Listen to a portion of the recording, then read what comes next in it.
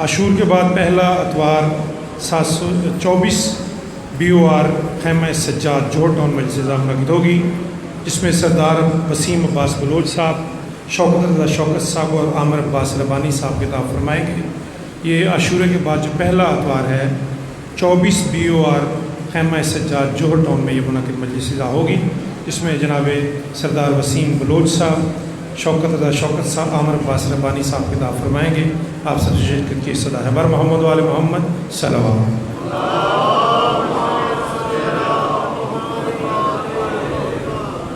تیرا لباس شریعت ولا کے دھاگے سے، جو لوگ اشعار سننا پسند کریں گے، ہمیشہ پڑھتا ہوں، کوئی نیا نہیں ہے، سنا ہوا ہے، دنیا میں کوئی بات نئی بات نہیں، انداز بیاں بات بدل دیتا ہے۔ اور ذکر محمد وآل محمد تو ایسے ہی ہے جیسے ہم آیات کی روز وہی تلاوت کرتے ہیں، روز الحمد پڑھتے ہیں تو کبھی پرانا نہیں ہوتا۔ یہ بہت خوبصورت شاعری، بھائی بشیر صاحب آپ کی توجہ بھی چاہوں گا کہ تیرا لباس شریعت ولا کے دھاگے سے، بڑے غور سے سنیے گا ذرا کرم، تیرا لباس شریعت ولا کے دھاگے سے، اگر صلہ جو نہیں ہے تو پھر صلہ بھی نہیں، اگر صلہ جو نہیں ہے تو پھر صلہ بھی نہیں۔ اساتذہ نے فرمایا ہے کہ شعر لکھنے کے 10 نمبر ہوتے ہیں اور شعر پڑھنے کے 90 نمبر ہوتے ہیں، ٹھیک ہے نا؟ میں اس کو اپنے انداز میں دوبارہ پڑھوں گا، آپ توجہ کیجئے گا کہ یہ کیا ہے شعر اصل میں، میری طرف دیکھیے گا کہ تیرا لباس شریعت ولا کے دھاگے سے، اگر صلہ جو نہیں ہے تو پھر صلہ بھی نہیں۔ یہ 2 صلہ ہیں، ایک سین والا اور ایک سوال والا۔ تیرا لباس شریعت ولا کے دھاگے سے، اگر صلہ جو نہیں ہے تو پھر صلہ بھی نہیں، اور اندھیری قبر میں یہ سوچنا کہ اجر نبی، آپ جو آتے ہیں نا، نکلتے ہیں دور دور سے آتے ہیں سب لوگ اجر رسالت ادا کرنے کے لیے، اندھیری قبر میں یہ سوچنا کہ اجر نبی۔ قبلہ 2-3 اشارہ، کوئی بات نہیں، آج میں شاہ صاحب کی طرف دیکھوں گا ہی نہیں، 3-4 بھائی فی صاحب آ جائیں آپ بھی صلہ والا۔ تیرا لباس شریعت ولا کے دھاگے سے، اگر صلہ جو نہیں ہے تو پھر صلہ بھی نہیں، اور اندھیری قبر میں یہ سوچنا کہ اجر نبی، وہاں دیا جو نہیں تھا یہاں دیا بھی نہیں۔ پھر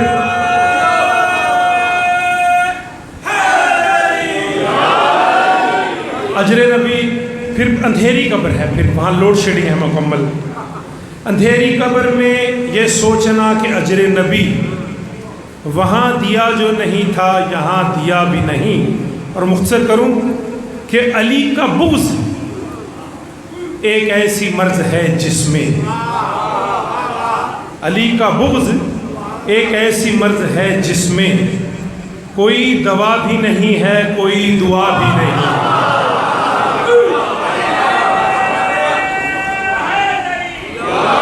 اور میں ضرور محسن نقوی کا ذکر کرتا ہوں اس موقع پہ، وہ فرماتے ہیں کہ پلاؤ گھول کر قرآن بھی اگر سارا، علامہ صاحب تو ایک آدھ آیت کی تشریح کر رہے ہیں نا، وہ کہتے ہیں کہ پلاؤ گھول کر قرآن بھی اگر سارا، مریض بغض علی کو شفا نہیں ملتی۔ سو تیرا لباس شریعت ولا کے دھاگے سے، اگر صلہ جو نہیں ہے تو پھر صلہ بھی نہیں، اندھیری قبر میں یہ سوچنا کہ اجر نبی، وہاں دیا جو نہیں تھا یہاں دیا بھی نہیں، اور علی کا بغض ایک ایسی مرض ہے جس میں کوئی دوا بھی نہیں ہے کوئی دعا بھی نہیں، اور عدو آل نبی، اور کیا سزا ہو تمہیں، عدو آل نبی اور کیا سزا ہو تمہیں، نماز پڑھ بھی رہا ہے ہوئی ادا بھی نہیں۔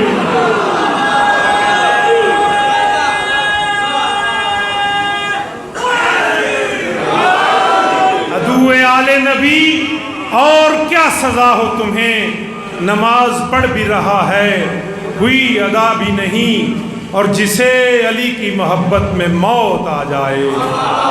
ہم منتظر ہیں، ہماری یہی خواہش ہے کہ ہمیں اسی مقام پہ موت آئے، علی کی محبت میں موت آئے، چونکہ حدیث پڑھ رہا ہوں کہ جسے علی کی محبت میں موت آ جائے، مزہ یہ ہے کہ وہ مر بھی گیا مرا بھی نہیں۔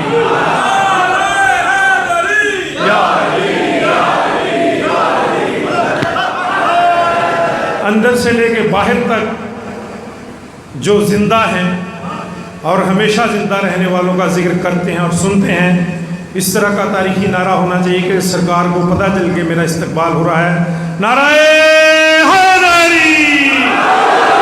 انشاءاللہ کل اختتام مجلس پر شبیہ مہدی شہزادہ قاسم برآمد ہوگی، آپ نوٹ فرما لیں، کل اختتام مجلس پر شبیہ مہدی شہزادہ قاسم برآمد ہوگی۔ ملتمس ہوں سرکار علامہ عمران حیدر ساقی صاحب خدمت میں کہ وہ تشریف لائیں اور اپنے علمی خطاب سے اس محفل کو مزید منور فرمائیں۔ بر محمد و آل محمد صلوات۔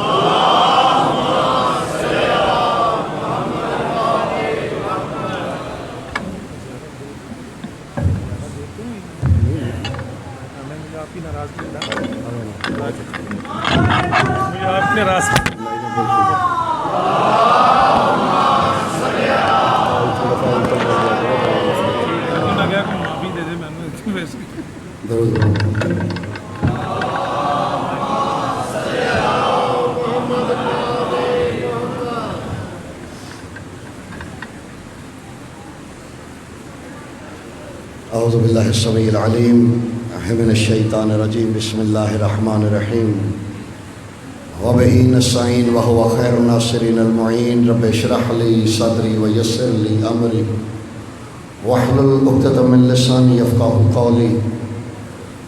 الحمد للہ الاحد المتعال، صلوات علی عبادہ المختار، الذین اذھب اللہ عنہم الرجس وطہرہم تطہیرا۔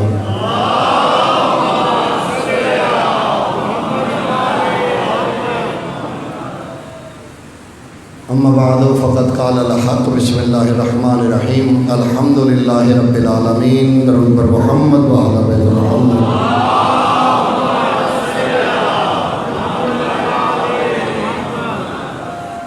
صاحب و زمان کے ظہور میں تاجیل کے لیے بلند آواز سے درود پاک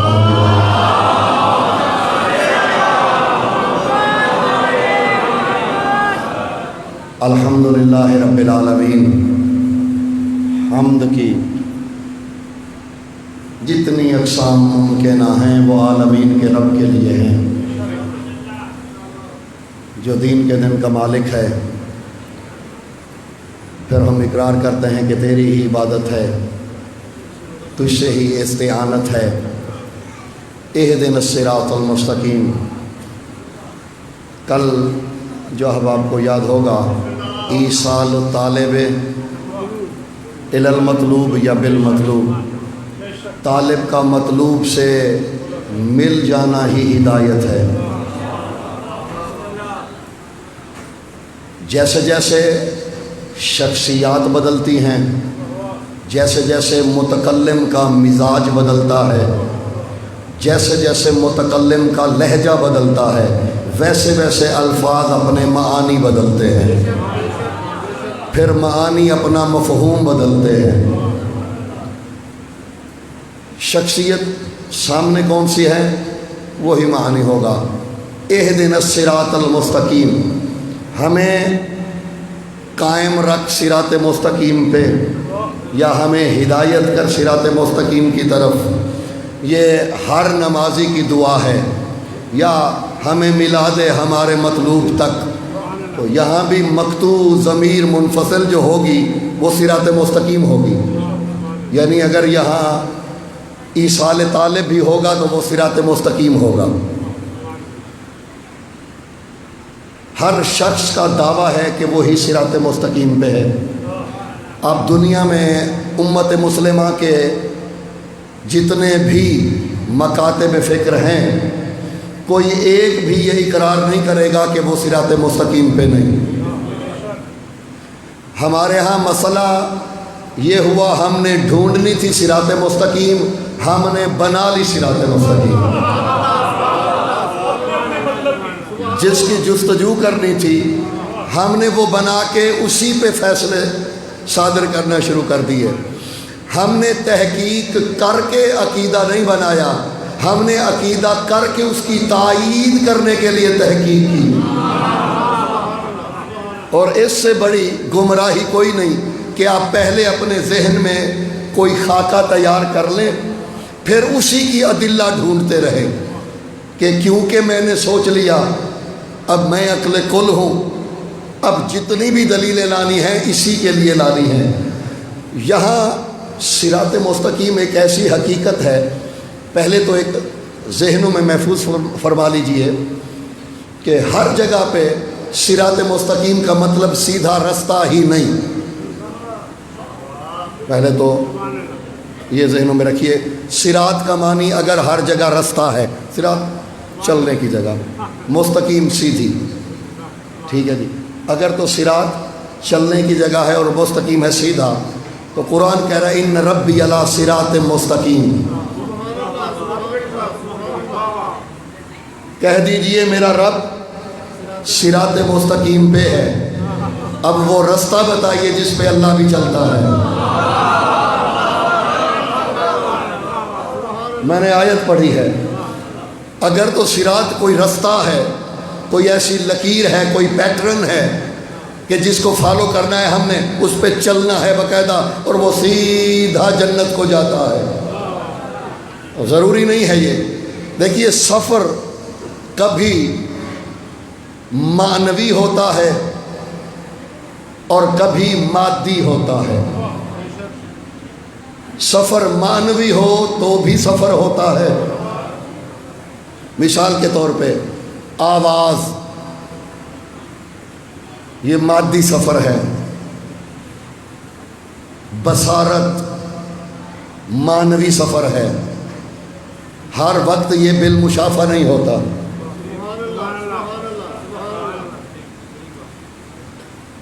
خاموشی معنوی سفر ہے،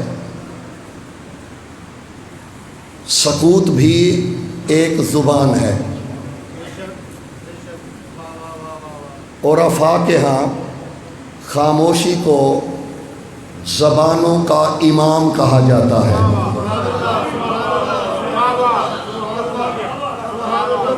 سکوت کو اصوات کا امام کہا جاتا ہے۔ یہ بھی کوئی بولی ہے، یہ سفر کرتی ہے، ہماری بولی زبان سے کان تک، یہ کبھی فکر سے فکر تک سفر کرتی ہے، کبھی ذہن سے ذہن تک سفر کرتی ہے، کبھی دل سے دل تک پہنچتی ہے۔ اور خاموشی اتنی عظیم ہے کہ جب کچھ بھی نہیں تھا، صرف اللہ تھا، یا وہ تھا یا خاموشی تھی۔ سکوت اتنا قدیم بالذات ہے، قدیم بالوضع ہے کہ یہ توحید کی پہلی ہم نشی ہے۔ اب یہی سکوت چاہے آپ کسی ذات کا نام رکھ لیں یا کسی محض وقوع کا نام رکھ لیں، مشکل تو نہیں ہو رہی، 2-3 منٹ۔ صراط کا معنی رستہ ہے، ایک معنی ہے یہ۔ صراط کا معنی کوئی حقیقت ہے جس تک سب نے پہنچنا ہے، جس سے سب نے منسلک ہونا ہے۔ جیسے اللہ کوئی جسم نہیں کہ ہم نے جا کے اسے ہاتھ ملانا ہے، اللہ ایک ذات ہے جسے تسلیم کرنا ہے اور اندر کوئی یقین کرانا ہے۔ ویسے ہی صراط کوئی رستہ نہیں ہے، ضروری نہیں ہے ہر جگہ پہ وہ رستہ ہو، ڈھونڈتے تو سب۔ ہمارے ہاں تو مولوی صاحبان نے قربانی کے بکروں پہ پل صراط پار کروا دی، تقریروں میں بھی تحریروں میں بھی، کہ آپ کا جانور جتنا اچھا ہوگا آپ نے اسی پہ بیٹھ کے پل صراط پہ سے گزرنا ہے۔ اب اگر جرم بکرے کا ہوگا، اگر بکرا پھسل گیا خدا نہ خواستہ، تو صاحب بھی بکرے سمیت جہنم میں۔ یعنی یہ کون سا کانسیپٹ ہے، کہاں بیٹھ کے کریٹ کیا گیا، کہاں بیٹھ کے اس پہ سوچ پیدا کی گئی۔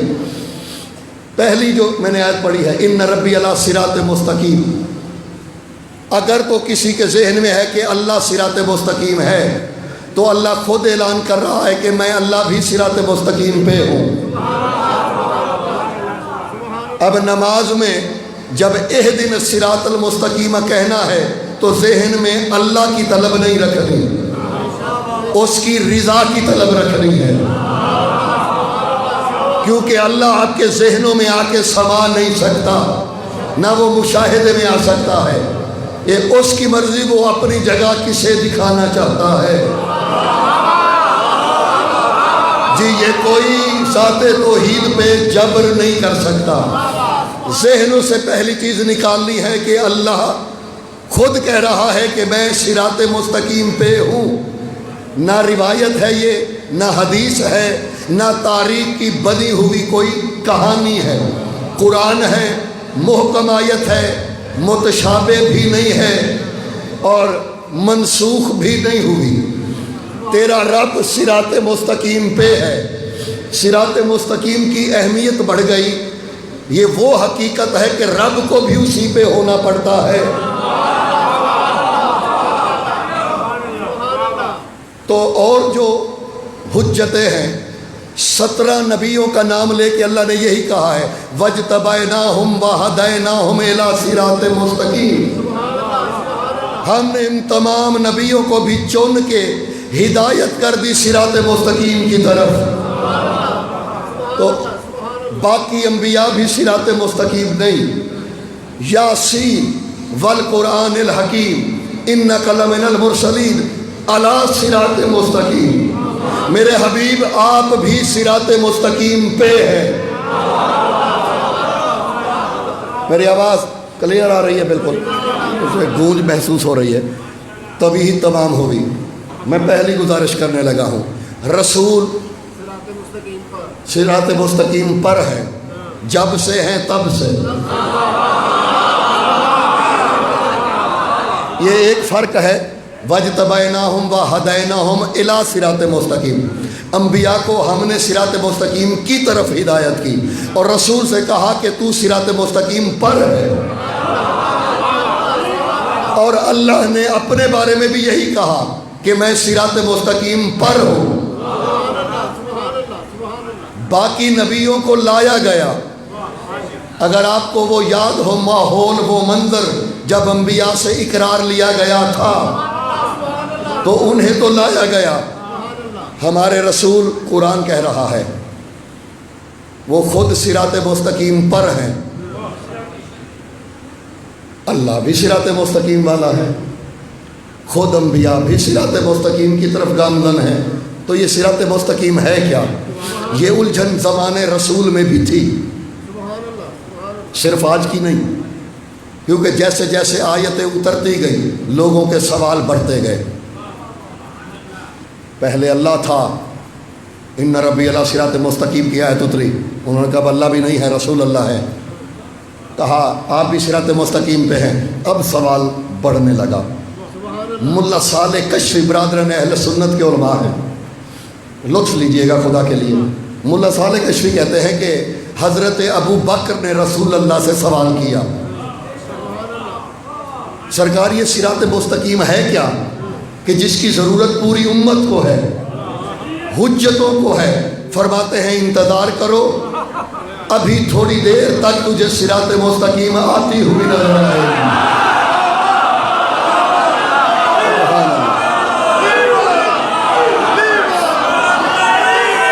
آپ سلامت رہیے۔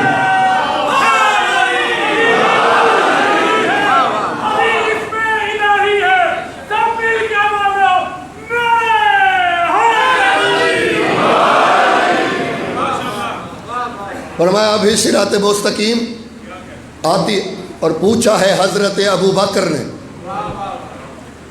اور راوی کا میں ممنون ہوں کیونکہ حضرت ابو بکر ہی کی روایت انہوں نے نقل کی۔ کوئی اور صحابی اگر پوچھتے تو ہو سکتا تھا کوئی ضعیف کہہ دیتا، اب کیونکہ اسی راوی نے انہیں صدیق کہا ہے تو اب ان کے کہے میں کوئی شک بھی نہیں ہو سکتا۔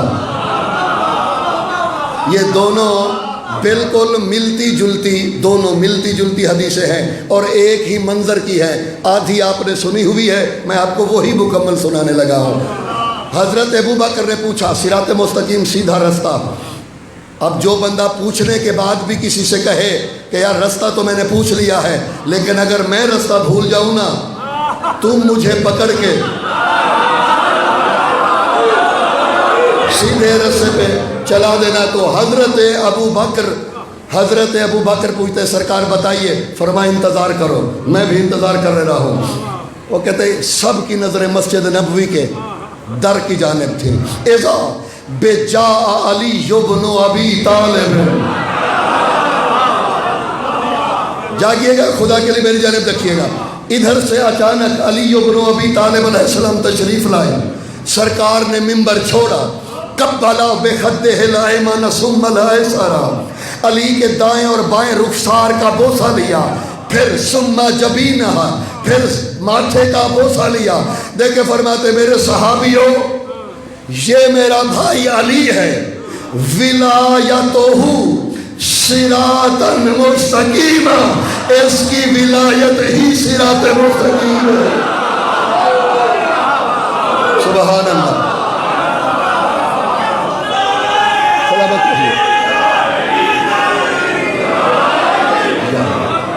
میرے بھائی علی کی ولایت ہی صراط مستقیم ہے. جاگیے گا اور سنیے گا خدا کے لیے. فرماتے من یتبع فیکم بصراطہ فنجا. جس نے بھی تم میں سے علی کی ولایت والے رستے کو اپنایا وہ نجات پا جائے گا. فمن تعلی فغرق. اور جس نے اس سے جان چھڑائی وہ غرق ہو جائے گا دنیا میں بھی آخرت میں بھی. اور یہاں وہ حدیث فرمائی جس کے راوی حضرت ابو بکر ہے کہ لا یجوز احد الصراط الا لمن کتب له علی الجواز. تم میں سے کوئی جنت میں جا ہی نہیں سکتا جب تک علی لکھ کے نہ دے گا.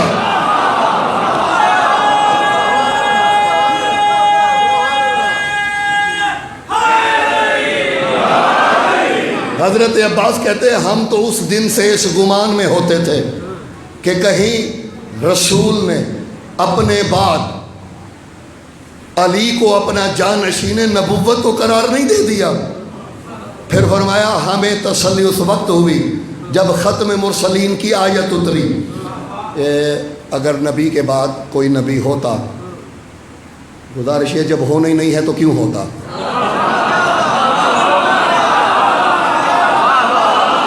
سوال یہ ہے بھیا جب یہ ممکن ہی نہیں ہے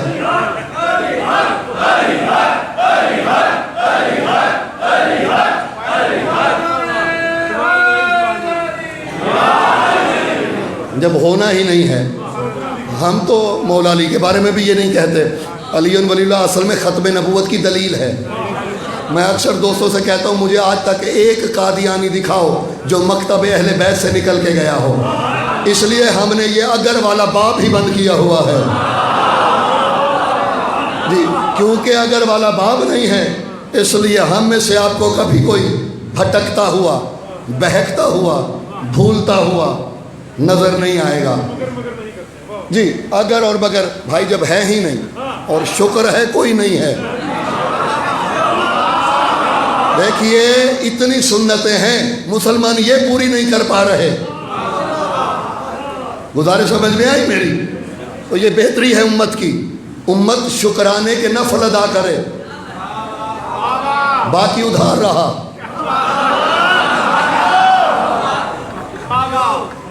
علی کی ولایت ہی صراط مستقیم ہے. جس نے اسے چھوڑا, حضرت ابو بکر کہتے ہیں پھر تو ہمیں یقین ہو گیا کہ علی کے بنا جنت جب تک علی لکھ کے نہ دے. تو سوال ہے میرا آپ سے, علی اگر لکھ کے دیں گے تو کیا لکھیں گے؟ جنت کا ٹکٹ لینا ہے, پروانہ, جنت کی رسید. کروڑوں لوگ ہیں, اربوں لوگ ہیں, کھربوں لوگ ہیں, پتہ نہیں کتنی مخلوق ہے. ہم تو صرف بشر کو جانتے ہیں جنات ہیں اور اللہ جانے کتنی عالمین میں مخلوقیں ہیں، سب ہوں گی، سب لکھوائیں گے، لیکن مسئلہ یہ ہے علی لکھیں گے کیا؟ کیونکہ پوری تاریخ اسلام میں علی نام کے بھی بہت سے لوگ گزرے، ابو طالب نام کے بھی بہت سے ہوں گے، تو اب علی ابن ابی طالب تو نہیں لکھیں گے، حضرت علی اپنا نام علی ابن ابی طالب عہدہ لکھیں گے نا کہ بھائی انہیں جنت دی جاتی ہے، کون دے رہا ہے، نیچے لکھیں گے۔ جیسے ڈی سی او اگر لکھ دے کہ محمد حسین تو کہیں گے بھائی بہت سے محمد حسین ہیں، نیچے لکھنا پڑتا ہے ڈپٹی کمشنر آفیسر، ایسا ہی ہوتا ہے۔ تو علی نیچے اپنا عہدہ لکھیں گے، علی یہ عہدہ تو لکھنا پڑے گا۔ یہ بالکل ایسے ہے جیسے رسول، بہت سی چیزیں ہوتی تو مولوی صاحب کہہ دیتے ہیں سمجھ میں نہیں ہوتی۔ رسول اللہ کی ایک حدیث ہے، انا و علی من نور واحد، میں اور علی ایک نور کے، یہ سب نے سنی ہوئی ہے۔ کتابوں کا حوالہ نہ بھی ہونا، یہ مسجدوں سے میں ہزاروں دفعہ سن چکا ہوں۔ یہ رسول اللہ کا فرمان ہے، میں اور علی ایک نور کے دو حصے ہیں، علی آدھا اور میں، ہم دونوں جدا ہوئے تھے ایک نور سے۔ اللہ نے یہ حسن بن طیار ابو عبداللہ بکری،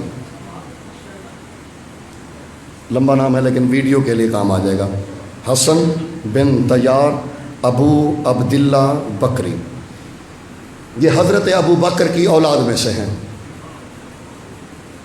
یہ ساتھ میں لگتا ہے جیسے امام رضا کی اولاد میں سے لوگ ہوں، رضوی، کاظمی، نقوی، ایسے ہی ہے جی، زیدی، تو یہ حضرت ابو بکر کی اولاد سے ہیں، اس لیے لکھتے تھے آخر میں بکری۔ سمجھ میں آسانی ہوگی میرے خیال میں۔ حسن بن طیار ابو عبداللہ بکری، انہوں نے ایک کتاب لکھی ہے، کتاب کا نام ہے کتاب الانوار۔ اس کتاب کے لیے سادہ سی بات یہ ہے کہ اب یہ پاکستان میں مل رہی ہے۔ 2005 میں سب سے پہلے آپ کے خادم نے یہ ڈھونڈی تھی بیروت سے، پھر ہمارے کچھ سینئر احباب نے بھی لی، پھر ہمیں نہیں دکھائی، ہمیں پھر ڈھونڈنی پڑی۔ کاشف گردیسی صاحب اس بات کے گواہ ہیں۔ انہوں نے کہا بچہ تیرے کام کی یہ نہیں، میں نے جن کے لیے ڈھونڈی تھی نا، خوش ہونے کے لیے دکھاؤں کہ میں نے بہت بڑا کوئی کارنامہ سر انجام دیا ہے، اور جب انہیں دکھائی تو انہوں نے وہیں ٹھپ کے رکھ دی تھی، تو انہوں نے کہا ابھی تمہارے کام کی یہ نہیں۔ مجھے 2 سال پھر لگے یہ ڈھونڈنے کے لیے، اس کے بعد یہ کراچی لائی گئی، یہاں سے اس کی طباعت ہوئی، اب الحمدللہ یہ پاکستان سے مل جاتی ہے۔ آپ کو بیروت، لبنان یا مصر نہیں جانا پڑے گا۔ 4 صدی ہجری کے، یہ کون سی ہجری چل رہی ہے؟ یہ اب 14ویں، یہ ہے 4۔ کتنی پرانی کتاب ہے؟ 1000 سال پرانی، 1000 سال پرانی کتاب ہے۔ حسن بن طیار نے لکھا ہے، اس کتاب کا حسن جانتے ہیں کیا ہے؟ 287 صفحات پہ مشتمل کتاب ہے، اور پوری کتاب میں ایک حدیث ہے۔ آپ کی سماعت اتنی گہری کہ آپ کی سماعت کے کیا کہنے، یہ پوری حدیث ایک ہے۔ عبداللہ ابن عباس راوی ہیں اور حدیث ہے مولا علی کی۔ عبداللہ ابن عباس کہتا ہے کہ ربیع الاول کا مہینہ تھا، فجر کی نماز کے بعد میں علی سے پوچھ بیٹھا کہ اس مہینے کی کچھ عظمتیں تو بتائیے، نبی کا نور خلق ہوا تھا۔ تو کہتے ہیں علی بیٹھے، علی نے بتانا شروع کیا حتیٰ کہ ظہرین کا وقت ہوا، ظہرین پڑھی، علی نے پھر منہ پھیر لیا میری طرف، پھر شروع کر دی بات، حتیٰ کہ مغربین کا وقت ہوا، مغربین تمام ہوئی، علی نے پھر میرے سامنے روکی، اور پھر جہاں روکی تھی بات وہیں سے شروع کر دی، حتیٰ کہ اگلی فجر کا وقت ہوا، پھر ظہرین کا وقت ہوا، پھر مغربین کا وقت ہوا۔ کہتے ہیں مغربین پڑھ کے میں نے ہاتھ جوڑ لیا، میں نے کہا یا علی تجھے بھوک پیاس نہیں لگتی ہوگی، میں بشر ہوں، مجھے نیند بھی آتی ہے، مجھے بھوک بھی نہیں۔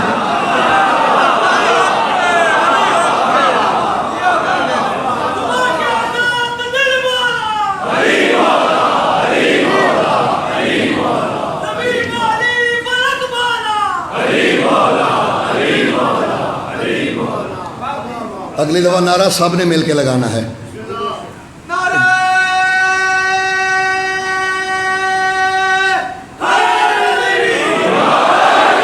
حدیث تو میں سنا نہیں سکتا، 10 اشروں میں بھی میرے موضوع سے جو متعلق ہے اس میں فرماتے یہ انا والی میں نور واحد والی حدیث پیچھے چلی گئی ہے. فرماتے ان اللہ کان اللہ ولا شیء معه ثم ان اللہ اخذ نورا من نور ذاته ثم انقسم ذلك النور بقسمين فصار من نور اول نور محمد المصطفى ومن الاخرى علی المرتضی. یہ اتنا ہی جو میرے موضوع سے متعلق ہے. اللہ نے ایک نور لیا، اسے 2 حصوں میں بانٹا، ایک سے نبی کو بنایا، ایک سے علی کو بنایا. وہ ایک نور کے کچھ دنوں پہلے پتہ سی. یہ بالکل ایسے، یہ نقلی نوٹ ہے 500 کا، آپ اسے اصلی سمجھیے.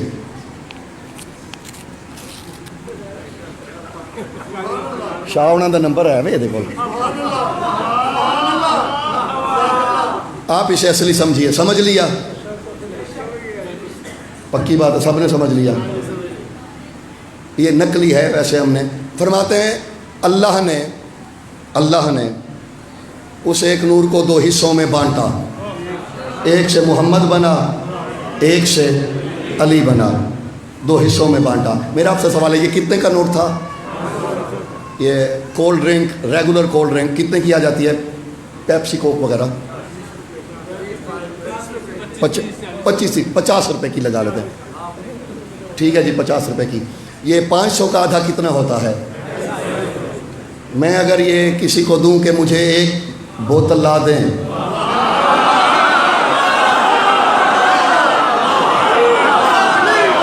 میرا یہ سادہ سوال ہے، آ جائے گی؟ کیوں؟ یہ 500 کا آدھا نہیں، اور 500 کا آدھا 250 نہیں ہوتا. بھائی بوتل ہے 50 کی، 500 کا آدھا کتنا ہوتا ہے؟ تو یہ 500 کا آدھا ہے نا. تو اس میں بوتل 5 نہیں تو 1 تو آنی چاہیے. آ جائے گی؟ کیوں؟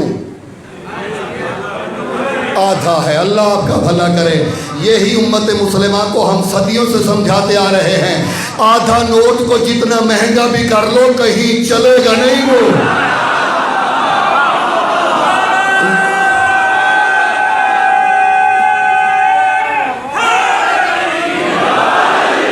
شیعہ سنی دوستو، آپ جتنا مہنگا کر لو، نبی فرماتے ہیں میں اور علی ایک نور کے 2 حصے ہیں، آدھا لے کے صراط پہ مت جانا، آدھا کہیں قبول نہیں ہوگا.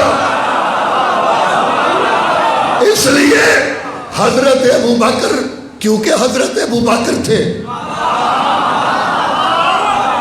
دیکھیے حضرت ابو بکر کیونکہ ابو بکر تھے، سمجھتے تھے. انہوں نے کہا نہیں، صرف محمد رسول اللہ نہیں، جب تک علی لکھ کے نہ دے.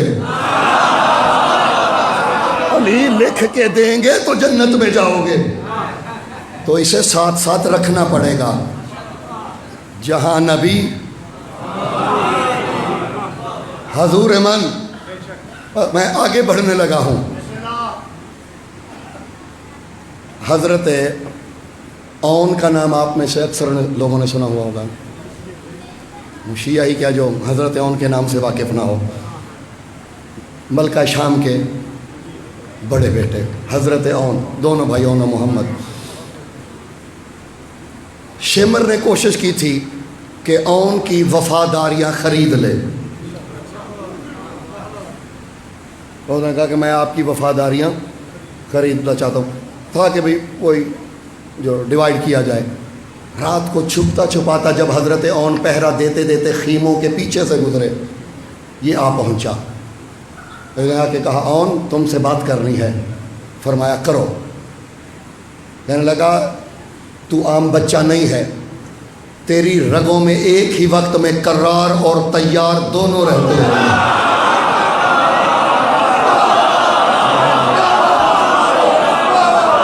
ایک ہی وقت میں کرار بھی رہتا ہے، جعفر تیار بھی، حیدر کرار بھی، دونوں طرف سے. حضرت اون لڑنے آئے تھے میدان جنگ میں. تو ایک شخص تھا، بہت بڑا مانا ہوا پہلوان تھا، گھوڑے سے اترا. اس نے آ کے کہا تعارف کراؤ. فرمانے لگے میں اون عبداللہ کا بیٹا ہوں. عبداللہ جعفر طیار کا بیٹا تھا. وہ ہنسنے لگا. اس نے کہا بھلا بندے بھی جنت میں اڑتے ہیں؟ کیف یطیر الانسان فی النار فی الجنت، یہ جنت میں انسان بھلا کیسے اڑتے ہیں؟ حضرت نے فرمایا میں بتاؤں گا بھی اور دکھاؤں گا بھی. جو ابھی تک سہمے ہوئے ہیں وہ بے شک نہ بولیں، لیکن جو بیدار ہیں میں کچھ کہنے لگا ہوں. نیزہ پکڑا، انی اس کی تھوڑی پہ رکھی، ہاتھ کو حرکت دی، یہ ہوا میں اڑا. فرمایا ہَکَذَا یطیر جدی فی الجنت کما انک تطیر الی النار، میرا دادا جنت میں ایسے اڑتا ہے جیسے آج کے بعد تو جہنم میں اڑا کر اڑا.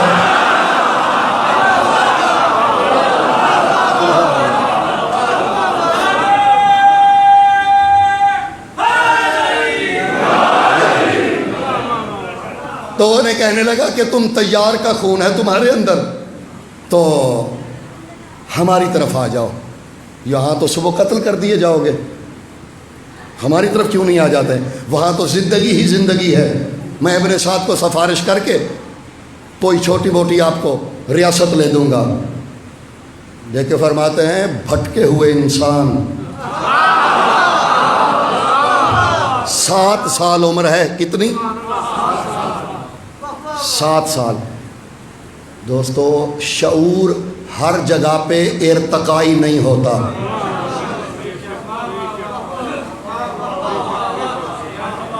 ہر جگہ پہ شعور ارتقائی نہیں ہوتا، کہیں فطری بھی ہوتا ہے.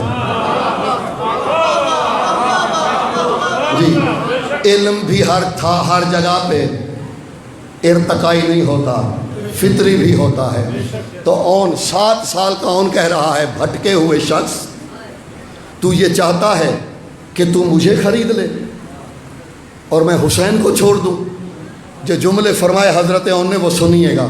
فرمانے لگے اتریدو ترکتو، جاگے گا خدا کے لیے، سلسبیلا للخمر، تو یہ چاہتا ہے میں شراب کے جام کے لیے کوثر کا جام بیچ دوں.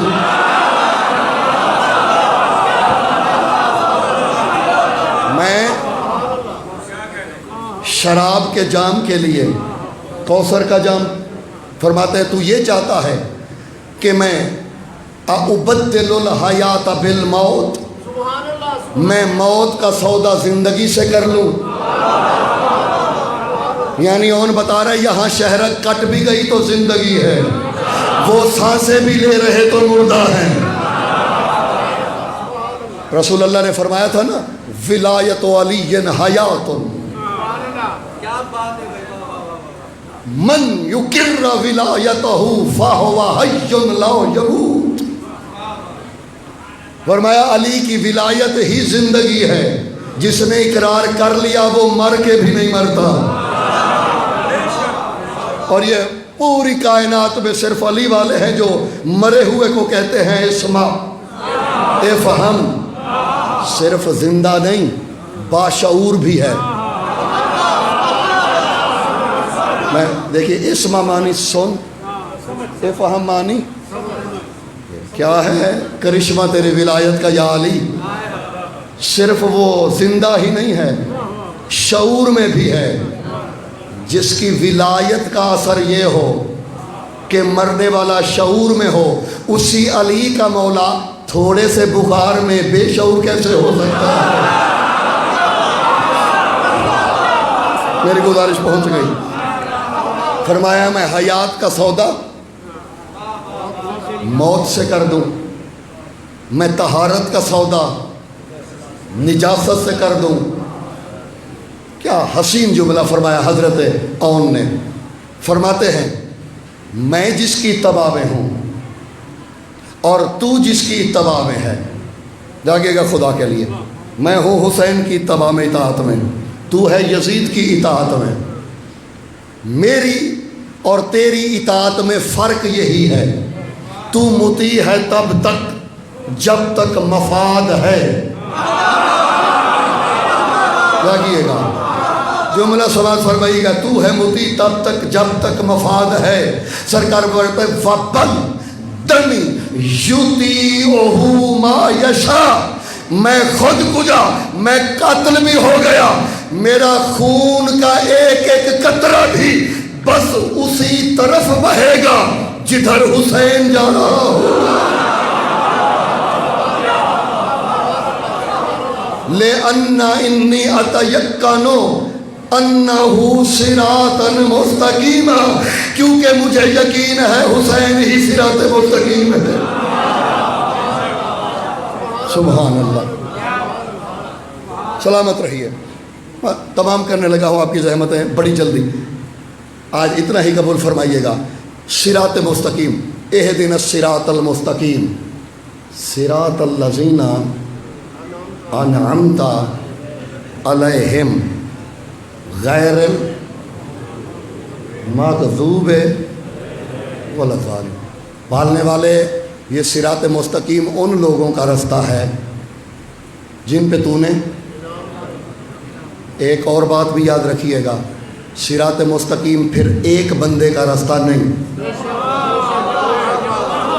یہ کچھ لوگ ہیں جو 3 سے زیادہ ہیں. اللہ زینہ ہیں بھی وہ جن پہ انعام ہوا. یہ کچھ ایسا قبیلہ ہے، ایک تو ان کی تعداد زیادہ ہے، پھر ان پہ انعامات ہوئے. غیر المغضوب علیہم ولا الضالین. ایک اہم ترین بات کہنے لگا ہوں، پالنے والے یہ وہ ہیں کہ جن پہ تو کبھی بھی غضبناک نہیں ہوا. دیکھیے، نہ یہاں عطف موقوف ہے، نہ یہاں فصل ممیز ہے. تھوڑی مشکل بات آ جاتی ہے تو تھوڑا بیداری سے سن لیجیے گا. یہاں ترجمہ اکثر کیا جاتا ہے نہ کہ ان لوگوں کا رستہ جن پہ تیرا. یہ نہ کہ ان لوگوں کا ترجمہ کس شے کا ہے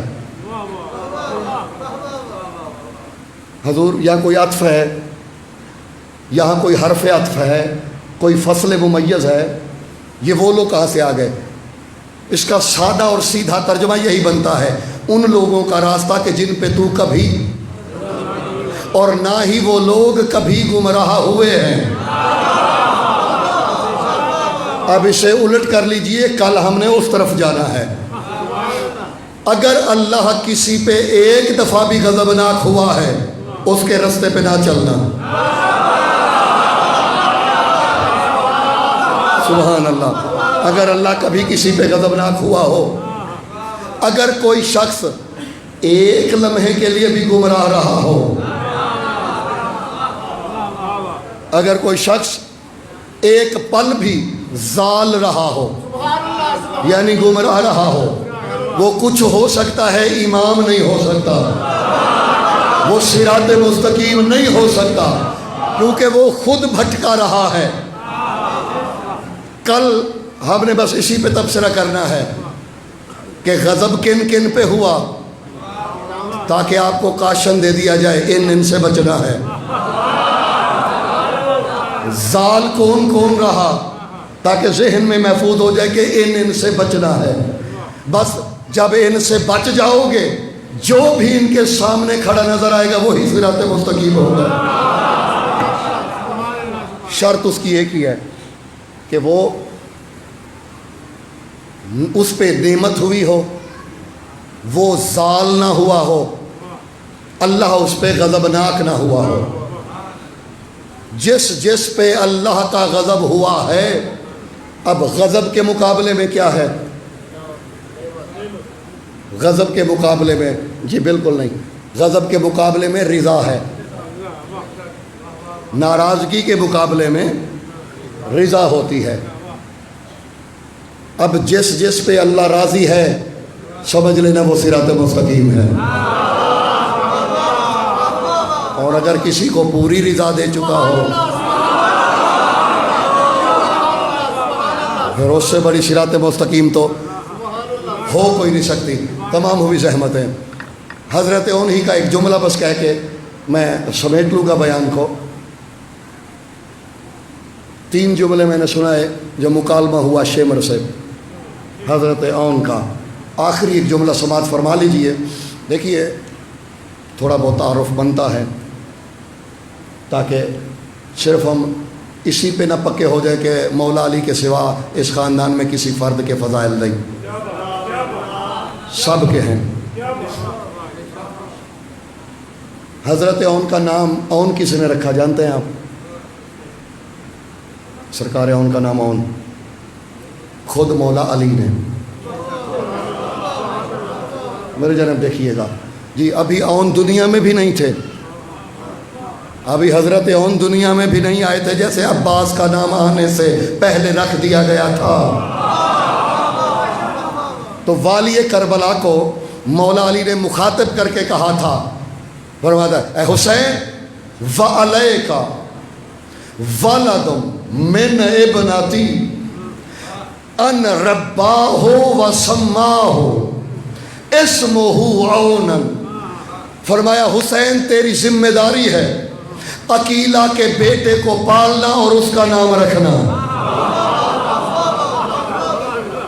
یعنی یہ ذمہ لگا دیا گیا تھا والی کربلا کے کہ آپ نے نام اون رکھنا ہے۔ اون کا معنی کیا ہے بھلا؟ مددگار، اللہ آپ کا بھلا کرے۔ یہ استعانہ یستعانو ہی سے یستعینو ہی سے اون نکلا ہے۔ ایاک نعبد و ایاک نستعین، یہ نستعین میں جو استعانت ہے نا، اسی سے اون نکلا ہے، یعنی اسم با مسمى۔ اون کو اگر بلانا ہو تو مدد بولنا ہی نہیں پڑتا، صرف اون کہہ دو۔ علماء عراق کا یہ عقیدہ ہے کہ اگر ہر طرف سے مایوس ہو جاؤ، کہیں سے کوئی در نوا ہو رہا ہو، تو والی کربلا اور جناب اون کو ایک ساتھ وسیلہ بنا کے مانگو، تمہاری دعا ختم ہونے سے پہلے قبول ہو چکی ہوگی۔ اس لیے زیدی صاحب، جو بزرگوں نے سنا اظہر حسین زیدی صاحب کو، وہ فرمایا کرتے تھے سادات پہ تو ضروری ہے کہ اللہ اگر اولاد دے، بیٹے دے، تو کسی بیٹے کا نام اون رکھو، اس لیے کہ بی بی زینب نے اپنی نسل لٹا دی شبیر پہ، پوری نسل لٹا دی، ہر ایک کی نسل چلی ہے، بی بی زینب کی نسل نہیں چلی۔ زیدی صاحب قبلہ فرمایا کرتے تھے سادات کبھی کبھی ملکہ شام کی زرہی کی جانب رخ کر کے کہہ دیا کریں ہم آپ کی نسل سے ہیں۔ سب کچھ لٹا دیا عزیزو، بھائی کی الفت میں، دین کی بقا کے لیے۔ مالک آپ کی توفیقات میں اضافہ کرے، انشاءاللہ کل تفصیلی گفتگو ہوگی۔ سب کچھ لٹا دیا، وعدہ کیا تھا اماں ما ابکی ما دمت حیا سوی الحسین، اما جب تک زندہ رہوں گی تیرے حسین کے سوا کسی پہ نہیں رہوں گی۔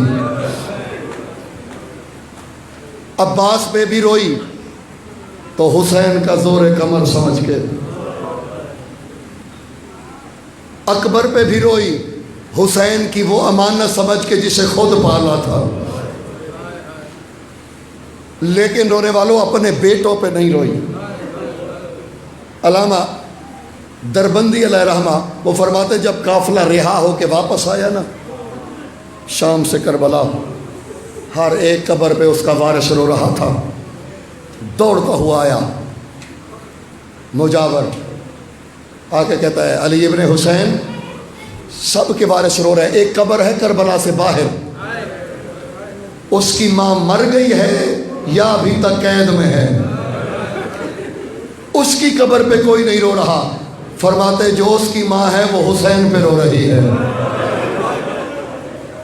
بیٹے پہ نہیں رو رہی۔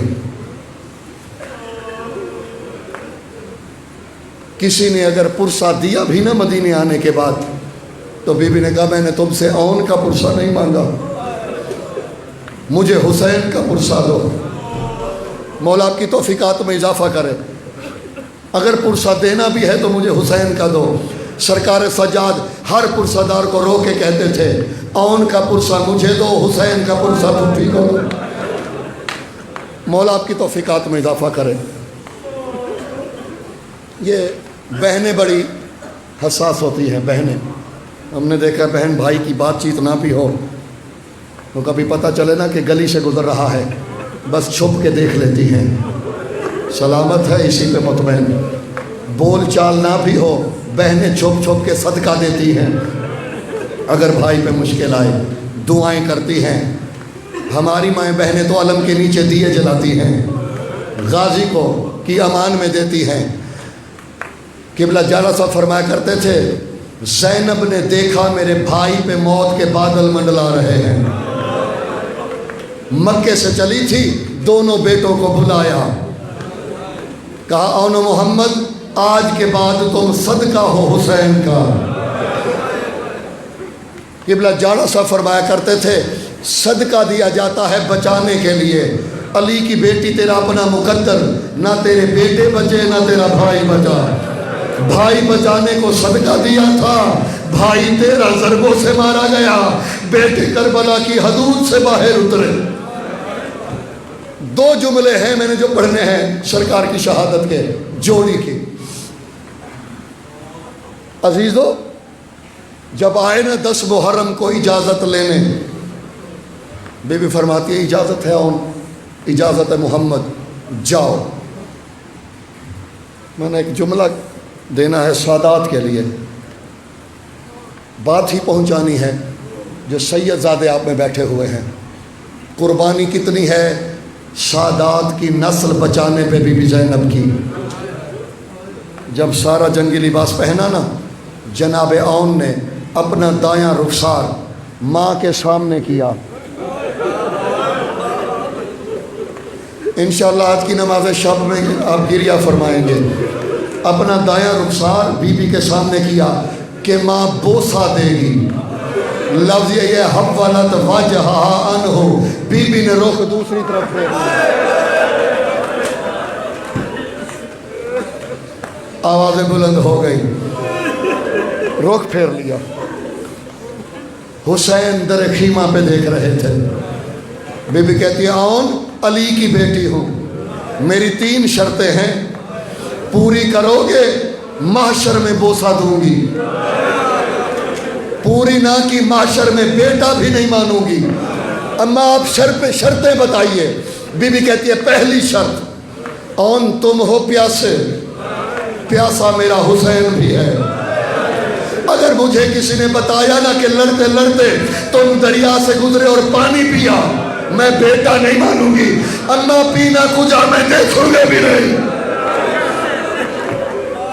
دوسری شرط اما بتائیے.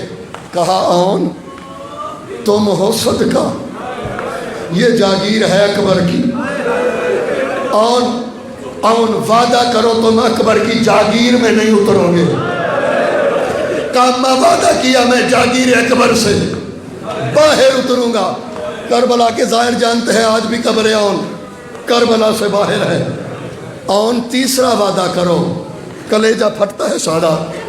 اما بتائیے اون تیسرا وعدہ یہ کرو, جب زین سے اترو نا تو حسین کو مدد کے لیے نہ بلانا.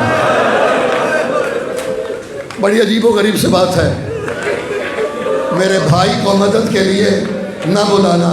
کیوں اماں؟ کہ میرا بھائی ہے تھکا ہوا. اترو گے تو کربلا سے باہر تم بلاؤ گے, جتنی دیر یہ جائے گا اٹھا کے لائے گا اتنی دیر میرے سامنے بیٹھے گا, میں بھائی کے چہرے کی زیارت کرتی رہوں. کہا اماں یہ بھی ان کا وعدہ ہوا, میں سلام کر کے اتر جاؤں گا اور سلام بھی ایسا کروں گا. مورخ لکھے گا, رونے والوں آئے, حسین جنگ کی, ایک لئی نے چھپ کے وار کیا, اون زین سے گرنے لگے, ماتھے پہ ہاتھ رکھا, السلام علیکہ یا سیدی و مولائی, علیکہ السلام, یہ سلام مودع, میرا آخری سلام ہے میرے مولا. ابھی اون کا ہاتھ یہی تھا, ایک لئی نے تیر مارا, تیر یہاں لگا, ہاتھ ماتھے پہ جڑ گیا. اسی حالت میں عباس کا بھانجا زین سے زمین پہ آیا. شبیر مولا دیکھ رہے تھے ادھر حالت کیا ہے. چادر تطہیر بچھا کے علی کی بیٹی کہہ رہی اللہم تقبل منا القربان، اللہم تقبل منا القربان، میری قربانی قبول کر. حسین کا امامہ کھول کے گلے میں چلتے چلتے آئے. کہا زینب تیرے دونوں بیٹے قتل ہو گئے. بی بی کہتی الحمدللہ. زینب تو نے شاید سنا نہیں، تیرا آون بھی شہید ہو گیا ہے، تیرا محمد بھی شہید ہو گیا ہے. بی بی کہتی ہے شکر ادا کرتی ہوں. میں آخری جملہ کہنے لگا ہوں. فرماتے زینب تیرے آون و محمد، تیری نسل ختم. اٹھی بی بی اپنی چادر سے حسین کے ماتھے سے پسینہ صاف کیا، رو کے کہتی ہے اتنا دکھ بیٹوں کے قتل کا نہیں ہوا جتنا تیرے ماتھے پہ پسینہ لے کے ہوا ہے. تو نہ گھبرا، تجھ پہ زینب کی ساری نسل کو ماتوں میں حسین.